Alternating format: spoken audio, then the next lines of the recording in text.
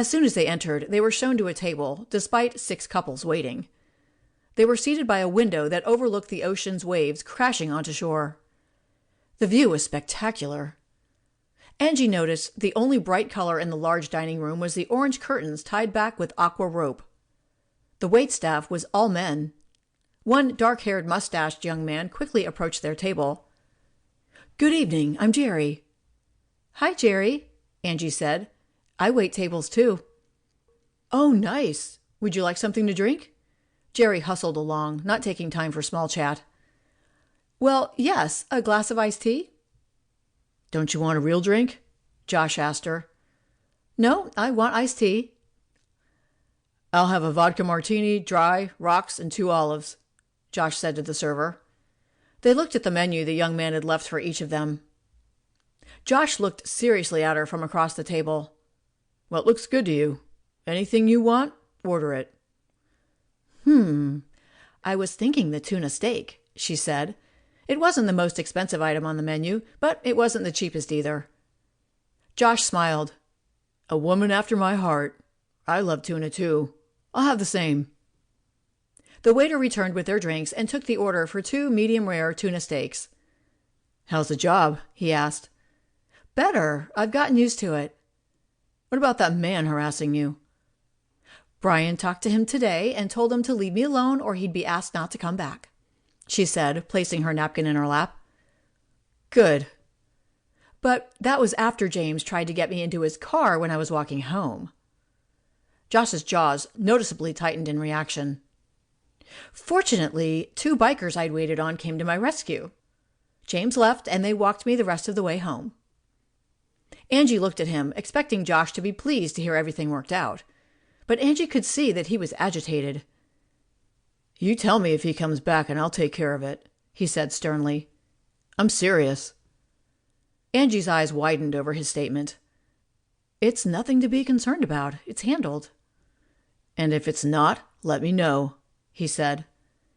Angie gave him a little smile and changed the subject. "How was your trip?" "Busy and stressful at times." "Oh, why?" "I hate flying. I hate airports, the crowds. It gets annoying." "Oh, I love to fly." "Not me. And dealing with people in business, that's stressful.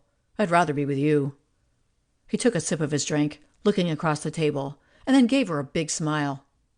When he did, the dimples in both cheeks flashed out. "That's sweet. So now you are." She took a sip of her iced tea. Josh raised his glass toward her. "A toast to the most beautiful woman in the room."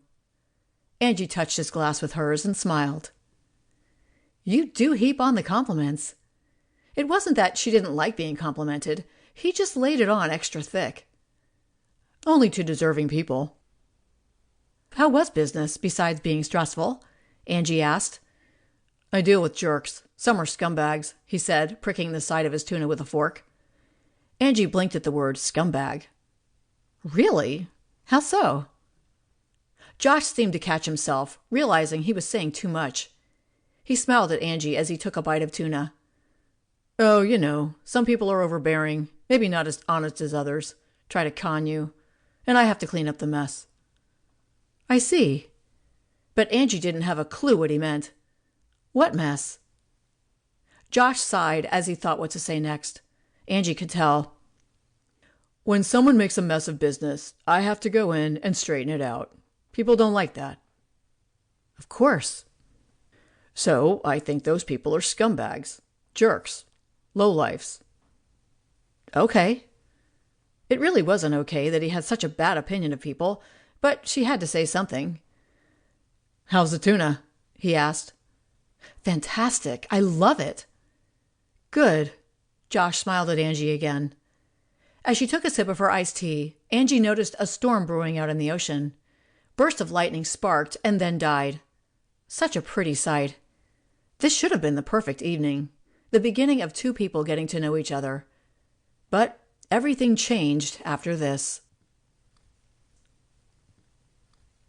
To keep listening to this audiobook, I've left you a link in the description so you can do it, at no cost thanks to Audible's 30-day free trial.